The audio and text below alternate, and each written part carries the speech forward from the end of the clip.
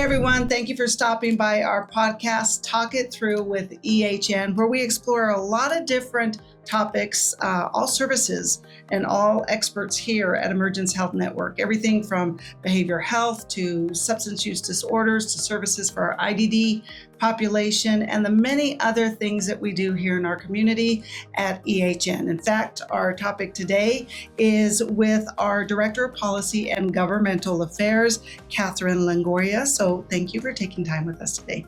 We know you have a busy schedule, so we appreciate it. But along the many things that we do here at EHN is work closely with our lawmakers in Austin. So can you talk a little bit about that and what your role is at EHN? Sure. So again, my role is Director of Policy and Governmental Affairs. Okay. My background is I used to work at the Texas Legislature. I worked there for about 3 years as the Chief of Staff for a representative in the House of Representatives. So I have a lot of policy and advocacy background. Mm-hmm. And my work here at EHN is just to advocate for people in mental health and IDD services and work with lawmakers to make sure that mental health and IDD is top of mind whenever they're making decisions in Austin. Okay, so talk about that advocacy. And I'm going off of a different question here, but a lot of people think about EHN, they think about the services that we provide, that we have multiple clinics throughout the city, that we are doing a lot of things when it comes to mental health and substance use for adults and children. But they don't think of EHN as an advocacy group. And that is a very important role that we have, correct? Yes, absolutely, especially because EHN does receive a lot of state funding. Most of our funding does come from state services or state agencies. Uh-huh. So it's important for us to make sure that whenever the state's agencies are making these decisions, EHN is considered because we do support the community in a lot of mental health and IDD spaces. So it's important for us to advocate for our clients in Austin. Yeah, we make sure that they have a voice in Austin. Okay, so obviously the 89th, right, Texas legislative session is currently happening right now. What are we hoping to achieve? I know that we have priorities every legislative session. So what are we hoping to achieve this legislative session? So this legislative session is really just continuation from the last legislative session. In the last legislative session, the 88th, in 2023, there was a historic investment in mental health services to the tune of around $11 billion, which is historic. The legislature has been ramping up their investment, and last year was really the biggest source of funding that they've invested in mental health. So the continuation of this funding is very essential, as well as, we've seen a lot of challenges in ramping up these programs and having more workforce. We've mm-hmm. seen that with the investment of these programs, we've also have challenges in hiring people, really. Right. So we're asking our state legislators in help with being able to retain and recruit providers, mm-hmm. direct care workers, and any associate level provider who's working toward their full licensure to be able to stay in community-based services. Okay, and obviously having that expertise in our job force is very, very important. But again, one of the challenges, and we'll just dive a little more into that, is that workforce is so thin. I mean, we're having to share with the whole state, and then you bring it to El Paso, and there are a lot of different agencies that are asking for these qualified employees, and you find those good employees and everyone wants to keep them. So helping or asking, I guess, for support from the lawmakers is important in regards to salaries? Is that where it's related?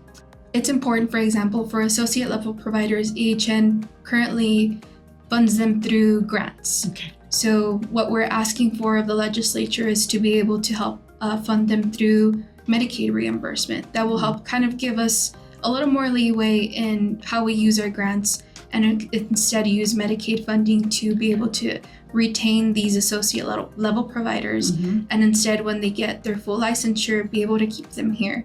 And they'll be able to take full advantage of that Medicaid. We've also seen and heard from some of our staff here that, some of these associate level providers, when they're at UTEP, for example, they'll go to New Mexico where they can be reimbursed while they're obtaining their licensure.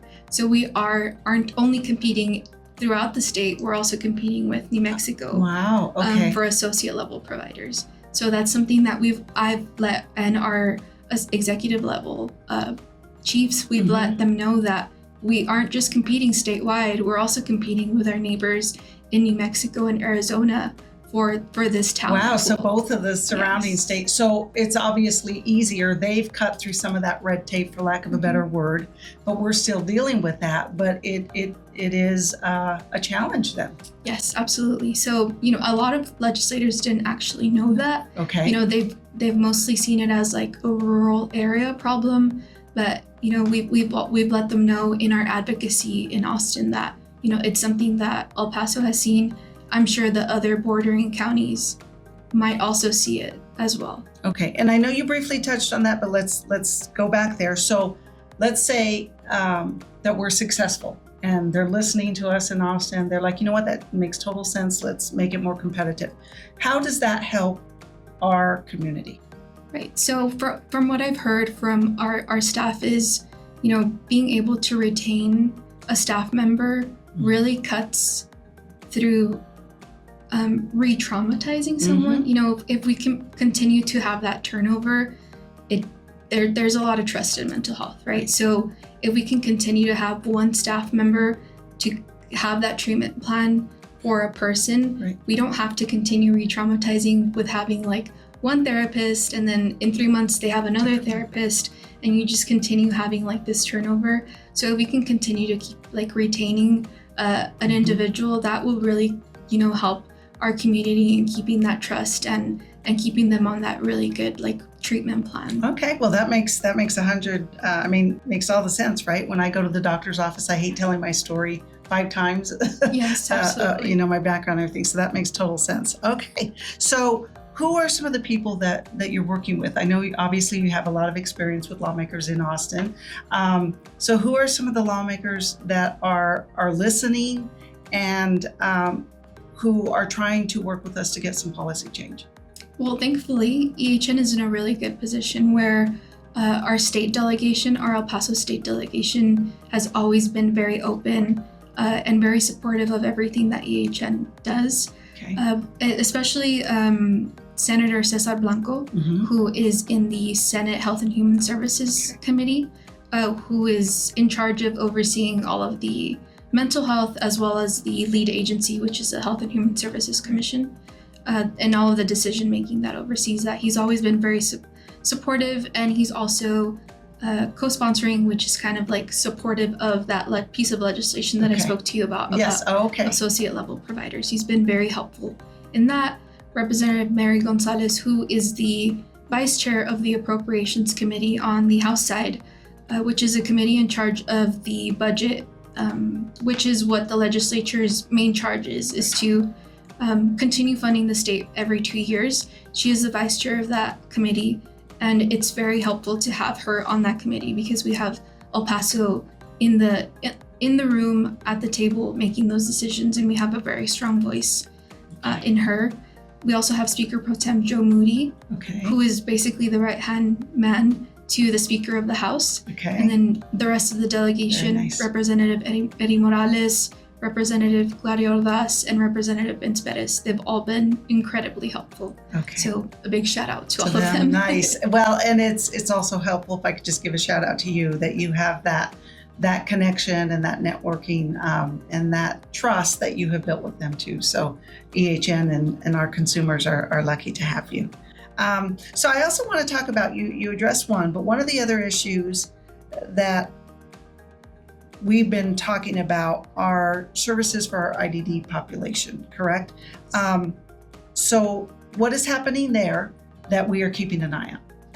Well, usually the big topic every legislative session is what we call the waiver interest list. Okay. So for those of us that don't know, because I did not know before. It's something new, and it's Yes. it's pretty surprising. Yes, the waiver interest list, there are 3 different waiver services, which is home and community-based services, Texas Home Living, and intermediate care facilities. So these interest lists have years and years of wait. For example, HCS or Home and Community-Based Services. That has around a 15-year wait list.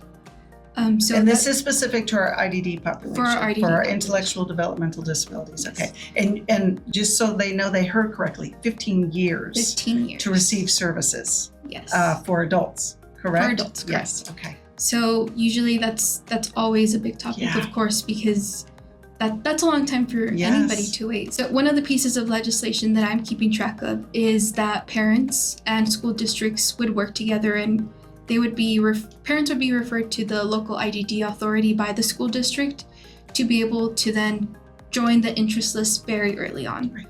Because there have been instances where children don't join until maybe they're 13, 14, and they would still have to wait 15 years. So that's until maybe they're like 30 years old, they'd Right. be able to And possibly. there's a gap Yeah. in them receiving those state services. So the goal of this piece of legislation is to have them join that interest list as soon as they're diagnosed. Mm. So hopefully, like 5 or 6 years old, they would be able to get on that service once they reach adulthood. Yeah. That's unfortunate, but the That's earlier we a way can, around it, I guess. Yeah, the earlier we can get them on that list, Okay. that would be. Okay, but it would be required in the school district, which would Yes. really, really help.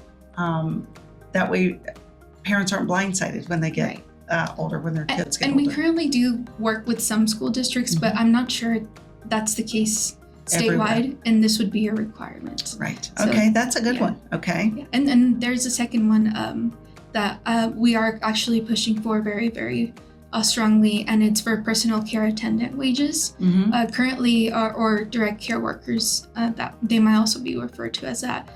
Currently, these direct care workers, they do serve our IDD population, and they do daily tasks like helping them brush their teeth, helping them do medication treatment, Right. things like that. Very social skills, anything that requires Yeah, they play a very important role. assistance. Yes. Yep.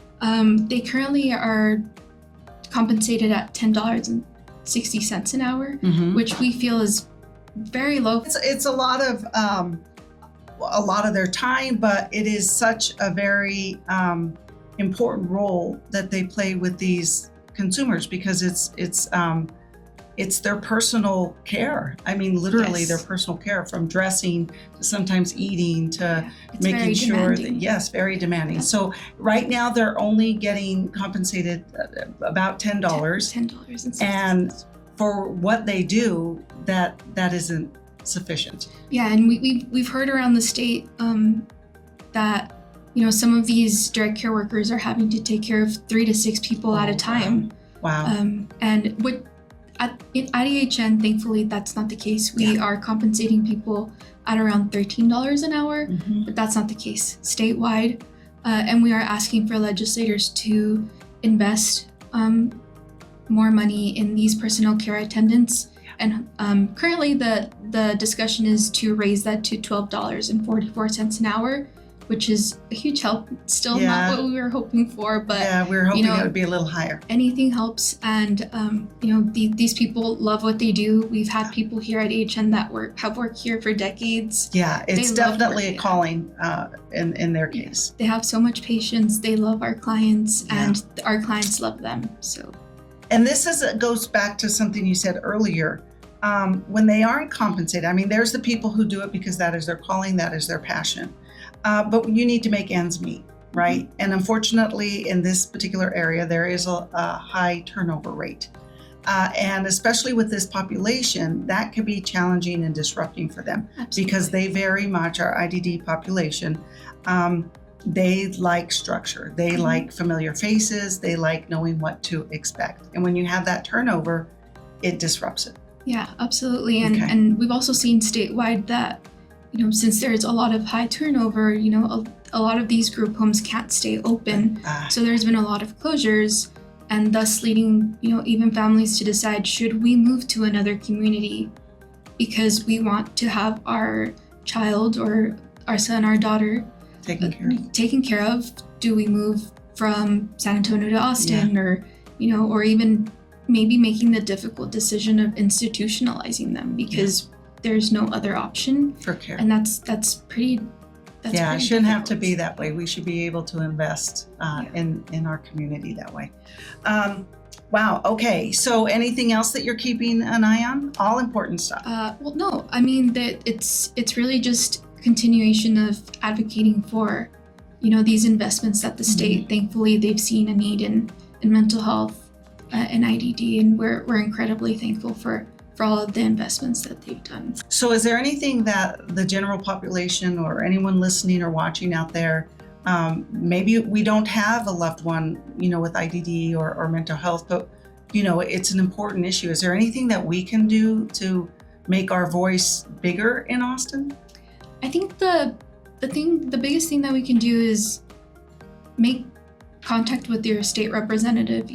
From my experience working at the legislature, a lot of people don't even know who your state representative is. Okay, and does it help? Does it matter when they get calls? It really does. At least from my experience, if a state representative hears from their own constituent, it carries a lot of weight. Okay. It really does. So, if someone's interested, you can go like on Google or any search engine and type in who represents me. Okay. And then you can click on the very first link that comes up and then put in your address, and then it'll give you a list of all of your elected officials that represent you. So that was going to be my next question. Where do we find out who we need to contact? Yeah, so that website will take care of it for you. It'll give you the whole list. Okay. And there's no excuse for you not to say you don't know who represents you anymore. Okay. And making that call does make a difference. Okay. It carries a lot of weight.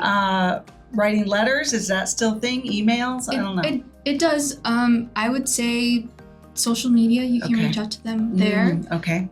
There's also a website, it's capital.texas.gov, and it's all things Texas Legislature.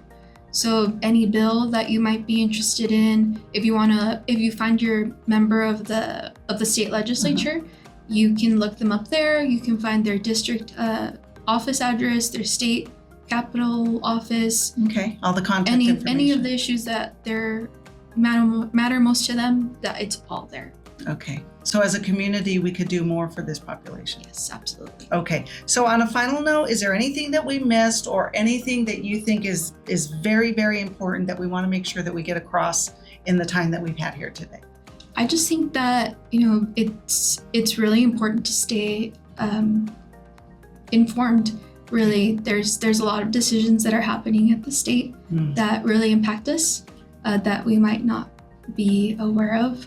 And being aware of helping me, that could really help me in my advocacy. And even if you have any questions on anything mental health or IDD related, reach out to our EHN social media, and we'd be more than happy to answer any questions. Really. Yeah, and what more than anything, we also need to let people know that EHN is a resource in our community, but we're also a major voice in Austin. So that's one of the important messages. Yes. Okay. Were you surprised sorry, I was going to wrap it up, but then were you surprised to learn about EHN's work in this area? Obviously we provide services, but how the important work that we do in Austin. I was honestly, I learned about EHN in Austin through the person that was here before me, and the amount of work and programs that EHN has is vast. We do a lot, and even we went to Austin last month for El Paso Days in Austin, and a lot of legislators don't understand the amount of services that we provide, from the time that someone calls 988 to the time someone's discharged from the psychiatric hospital to someone making contact at a school. It's incredible the amount of work that we do, and I think the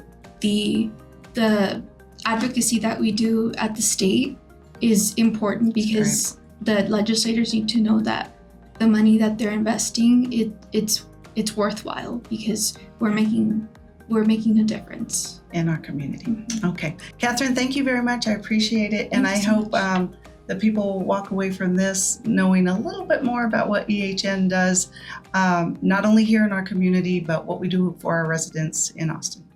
Thank All you. right. We'll see you next time.